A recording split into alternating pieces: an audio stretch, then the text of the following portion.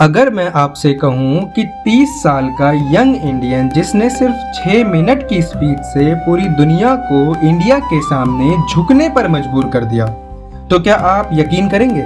एक ऐसा सन्यासी जिसके पास ना पैसा था, ना पॉलिटिकल पावर, ना आर्मी, फिर भी उसकी आवाज ने मिलियंस ऑफ हार्ट्स को इंस्पायर कर दिया।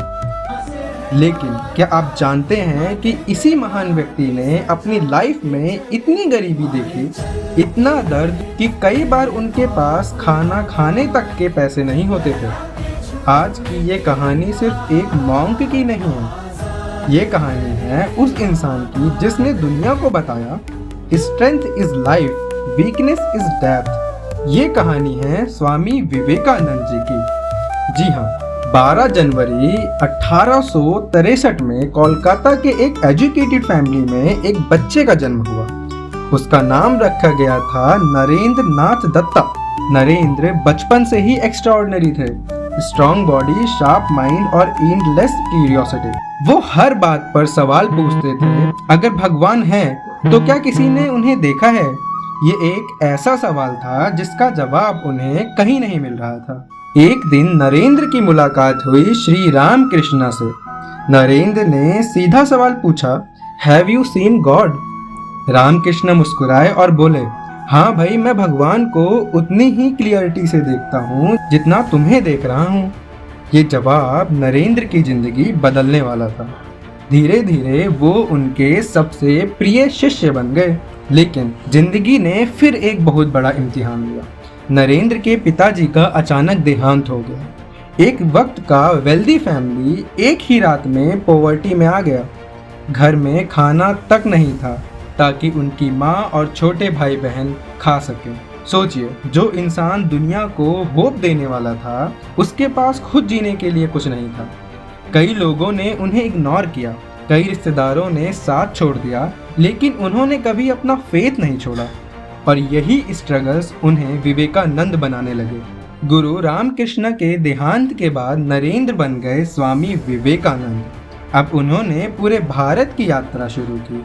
नॉर्थ से साउथ, विलेज से सिटी, हर जगह उन्होंने एक ही चीज़ देखी, गरीबी, भूख और टूट चुका सेल्फ कॉन्फिडेंस। तब उन्होंने डिसाइड किया, इंडिया को सिर्फ धर्म नहीं, सेल्फ कॉन्फिडेंस की ज़रूरत है। Chicago World's Parliament of Religion. Vivekananda के पास रजिस्ट्रेशन तक नहीं था, लेकिन जब उन्हें बोलने का मौका मिला, उन्होंने सिर्फ इतना कहा, sisters and brothers of America, और पूरा हॉल लगभग 2 मिनट तक स्टैंडिंग ओवेशन देता रहा। एक लाइन, सिर्फ एक लाइन, और दुनिया इंडिया को नए नज़रिए से देखने लगी। उस दिन विवेकानंद ने सिर्फ स्पीच नहीं दी, उन्होंने भारत का सम्मान बढ़ाया। अमेरिका और यूरोप में लेक्चर्स दिए। इंडिया लौटकर उन्होंने रामकृष्ण मिशन की स्थापना की। यूथ को एक मैसेज दिया, arise, awake and stop not till the goal is reached. आज भी उनके थॉट्स स्टूडेंट्स, लीडर्स, एंटरप्रेन्योर्स और मिलियंस ऑफ यूथ पीपल को इंस्पायर करते हैं। सिर्फ 39 साल की एज में स्वामी विवेकानंद ने अपना शरीर छोड़ दिया, लेकिन कुछ लोग उम्र से नहीं, अपने विचारों से अमर होते हैं, और विवेकानंद उन्हीं में से एक थे। एक गरीब घर का लड़का दुनिया का स्पिरिचुअल आइकन कैसे बना?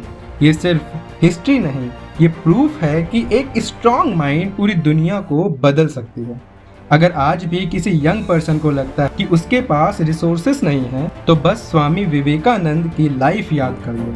शायद प्रॉब्लम रिसोर्स की नहीं, बिलीफ की होती है। जय Hind. Sisters and brothers of America, it fills my heart with joy unspeakable to rise in response to the warm and cordial welcome which you have given us.